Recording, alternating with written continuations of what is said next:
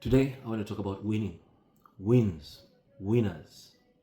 Do you remember the concept of what it felt like to be the winner in a situation where you had a very fair competition, where two teams that were competing depended upon the competences and the prowess of the opposing team? In other words, if I was versing a team and the team was very, very good and I won that team, I felt so good about my achievement because it felt justified. It felt like a proper, credible win that I had beaten the best within my fraternity. I remember these things back in the day in our traditional schools. Schools like Smack and Go, we had a rivalry in all kinds of things. We had a rivalry in rugby, we had a rivalry in the debate class, we had a rivalry in a manner of things because we felt like that was one of the best schools, and beating one of the best schools meant that we were then the best school. Now, that whole notion and concept has been watered down greatly today, where people try to win at all costs. Winning at all costs has created a society of mediocrity, none more so than especially in our politics. If you look at our politics today, it's about cutthroat winning, winning by all means, getting ahead of the competition regardless of what it takes. All these things started essentially from things like sports. Our sports used to be very clean and credible. When you look at sports today, it's a bitter rivalry. Two teams, once somebody doesn't support your team, they are your sworn enemy. You just want to kill them, you don't want to talk to them. If there's a match, if they beat you, it's all hell breaks loose, it's doom and gloom, you're stuck in a permanent state of catastrophe. Basically, your whole week is gone. That's what it feels like to lose today. People do not want to lose by any means necessary. Now, don't get me wrong, winning by any means necessary is supposed to be a very good concept, but it should be any means necessary that are legal and equitable.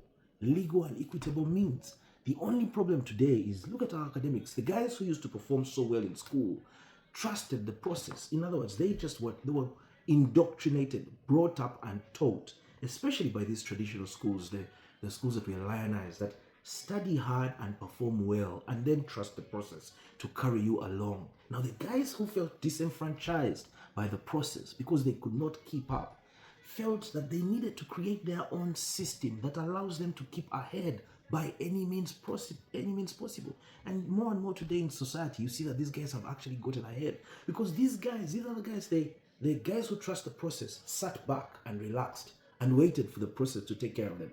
Now, it didn't, because the people who didn't perform so well ran ahead of these guys and manipulated the process. Look at our sports: FIFA scandals, doping scandals, bribing referees. When teams fail to win, it's all hell breaks loose, match fixing. Sport has been watered down so much, especially things like football, rugby, and all these places where you feel like to lose is to be completely annihilated and disenfranchised. So people have lost the spirit of competing fairly. Look at athletics. We can't even get into that. Look at boxing, performance enhancement drugs, beta blockers, adrenaline pushers, things like that. All these things are just enhancements for people to find a way around the correct curve. And this is creating mediocrity. Do you ever hear of people saying, "Oh, my daughter is performing in this beauty pageant. My wife is taking part in this forum. I want you to vote for my wife," or "I want you to vote for my daughter"? It's no longer about the competences of the person. It's now about how many likes does the person get, how many votes does the person get. It's not about what prowess they have, what competences they have, what competences they exude, so that we can all have a pursuit for excellence. The pursuit for excellence has been killed and watered down mostly and largely by mediocrity. There are some people who are happy and comfortable to stay in a mediocre state. They shun, who are our great thinkers in the country? Who are our big scholars? Do we ever celebrate them? Who are our big professors? Do we ever lionize them? Do we ever talk about them? The great inventors, the guys who come up with the new things, who are the guys who are writing the biggest, best papers? The scholars of our country. We don't look at these people anymore. We don't lionize them anymore. They have no likes on Facebook, on Twitter, on Instagram, on TikTok. Nobody cares about what they're thinking about, what they write about, what they come up with. Everybody now jumps on the bandwagon of who is getting ahead. It doesn't matter how they get ahead. It's a question of who is getting ahead. And more you see today, there's a lot of sycophancy, there's a lot of lupency, lunatics who just get ahead and become so powerful and magnanimous that you have to just toe the line. So you see, the elite of our society have been pushed to the backbench. They're now sitting back with broken spirits watching as the people who have might and power and Dutch courage. It's called Dutch courage. It's called false confidence. False confidence can very quickly be a mimicry of competence. These guys come and exude competence because they have bravado. They're very confident. They get ahead of everybody else. And we sit down and watch. You try and tell me today, who in Uganda, which professor in Uganda, in Makerere or whichever university we have, is more powerful than a person like Full Figure? And I mean this well. I'm not trying to bash Full Figure because I think she has reached her own stardom with her own energy and her own prowess. She's now a powerful person. Full Figure is a very powerful person. She can tell judges what to do. No police person can stop her on the road.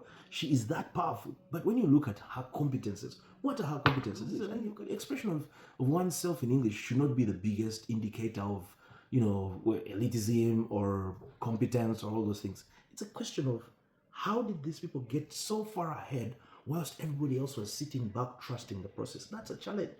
Because more and more today we are being left behind. To catch up is going to require more than a mindset change. To catch up is going to require collective effort from all the elite coming together and putting their thoughts together and trying to change the status quo. The status quo is such that people do not care how they win. People must win. We need to break that narrative. We need to rewind the clock. We need to push everybody back to the beaten path of progress where we now believe in competence, pursuit of excellence, fairness, and the basic principle of meritocracy. If you do not live in a meritocracy, you are all going to struggle and just wither away. Why are we educating our children? If you look at even the people we think are getting ahead by all means necessary and not necessarily by competence or by good values or by honor and merit, those people are educating their children in good schools. They're trying to make them doctors. They're trying to make them lawyers. They're trying to make them engineers. They don't tell them to try and be bloggers who abuse people on TikTok. They don't try to teach them bad manners. They don't know that those are now the competences that allow somebody to get ahead. What I'm trying to say is these people, with everything that they have achieved, using all manner of unscrupulous means, are not passing down those traits to their children. Ask yourself why. The reason is simple. It's because we all believe in a just and fair system. Now, when we paint a picture of a just and fair system, what these guys then do is, whilst everybody else is paying attention to the blackboard, they are looking outside the window to see how else can we beat this system. And that's how they run around the system. They don't want to teach their children those skills. They don't want to teach anybody else those skills because those are not the acceptable societal standard skills. But we are in a situation now where those are the skills that get you ahead. Abusing people on TikTok, being a thug, being, people who, using false pretense and things like that. These are the things that are getting people ahead. Now, what do we need to do? We all need to collectively come together and believe in ourselves and say, we must fight against this demagoguery. Demagoguery is a situation where people's desires are put ahead of just and credible thoughts. Our leaders also now sit back and say, the elite are quiet. They're not going to do anything. They're nonchalant. They don't care. Look at how smart they are. They're not going to do anything. They're not our problem. Who is our problem? It is these guys who are with false confidence, bravado. Those are the guys causing a problem. Those are the guys with opprobrium. We need to look after these guys. Now, the demagoguery means that they now look after those guys better than the elite. And the country now finds itself in a situation where it's topsy-turvy.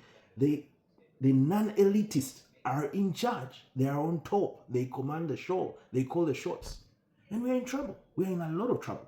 Now, this is to call upon everybody who feels that they are an elite or anybody who thinks that there should be a simple standard meritocracy that allows all of us to pursue excellence, that allows all of us to think of excellence as an end state that is desirable for everybody. Those who have and those who don't have. Those who are competent and those who are not competent. We all must pursue excellence. If we pursue excellence, the mean is driven upwards. If we all pursue all the other unscrupulous means of getting ahead, the mean drops. We all become average mediocres.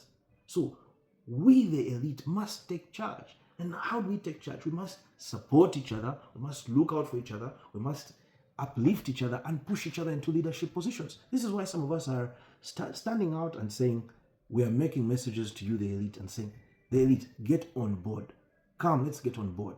Then we have to run back now and change the message and package it for the non-elitist, the people who are now in charge, the people who are now in control of things, and try and change as a chameleon and look like them, fit into them, be with them, and then take up leadership positions. But we must all, at the end of the day, seek to bring back the country to a position that pursues excellence.